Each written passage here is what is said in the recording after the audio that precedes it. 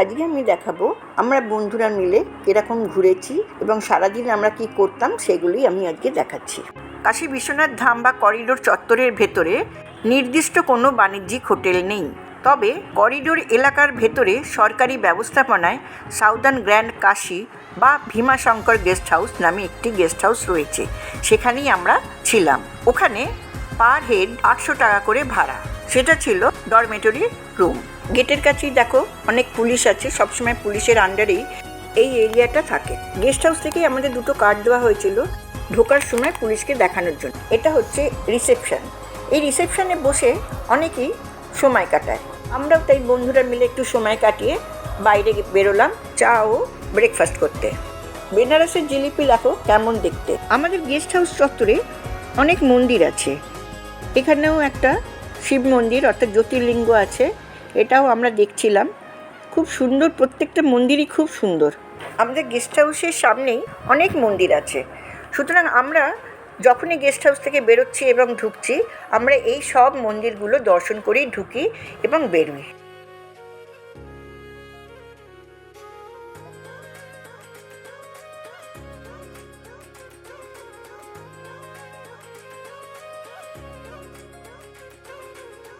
এটা একটা শিব মন্দির, অনেক নিচে আছে, সেটাই আমরা দর্শন করলাম। মন্দির এলাকার বাইরে খুব কাছেই হোটেল অলোকা সহ অনেক হোটেল ও গেস্ট হাউস আছে। এছাড়া বারাণসী স্টেশন বা আশেপাশে অনেক হোটেল আছে। এইটা আমাদের বাবা বিশ্বনাথ ধামের গেট। এখানে 4টে গেট আছে। আমরা 4 নম্বর গেটে থাকতাম।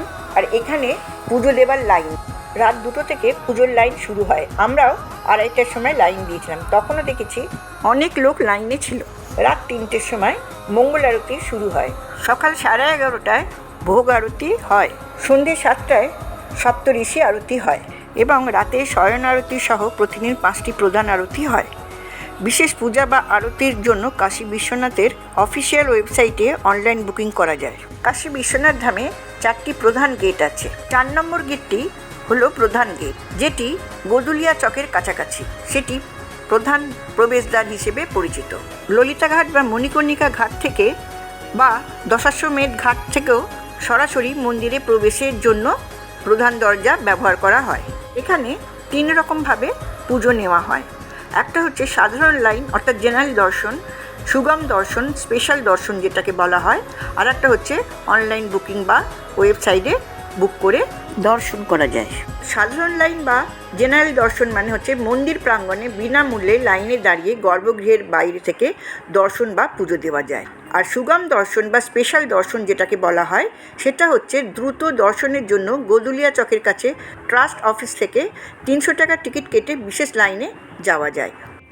অনলাইন বুকিং, এই বিশেষ পূজা বা আরতির জন্য কাশী বিশ্বনাথের অফিসিয়াল ওয়েবসাইটে অনলাইন বুকিং করা যায়। রুদ্রাভিষেক পুজো, এটি সবচেয়ে গুরুত্বপূর্ণ পুজো।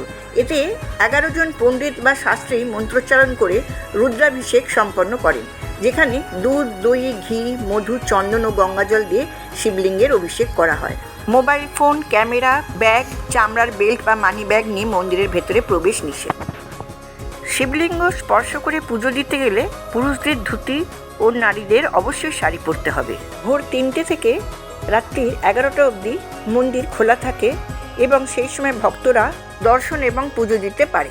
গেস্ট হাউসের চত্বরের ভেতর এখানে ফুড কোর্টও আছে। এই ফুড কোর্টে আমরা খাওয়া দাওয়া করতাম।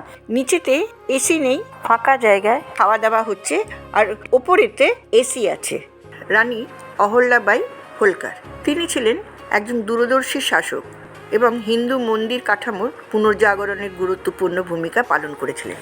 মুঘল সম্রাট আওরঙ্গজেব 1669 সালে আদি বিশ্বনাথ মন্দির ধ্বংস করার পর প্রায় 1 শতাব্দী ধরে এই স্থানটি অবহেলিত ছিল। 1780 সালে রানী অহল্যাবাই ব্যক্তিগত অর্থায়নে এই স্থানেই কাশী বিশ্বনাথ ধাম পুনর্নির্মাণ করেন। তিনি শুধুমাত্র কাশী নয়, সোমনাথ, অযোধ্যা, বদ্রীনাথ, কেদারনাথ সহ ভারতের বিভিন্ন স্থানে অসংখ্য মন্দির ও ধর্মশালা তৈরি করেছিলেন। তিনি জনগণের কল্যাণের জন্য শত শত মন্দির, 30টিরও বেশি ধর্মশালা ও গরিবখানা ও অসংখ্য ঘাট ও কূপ নির্মাণ করেছিলেন।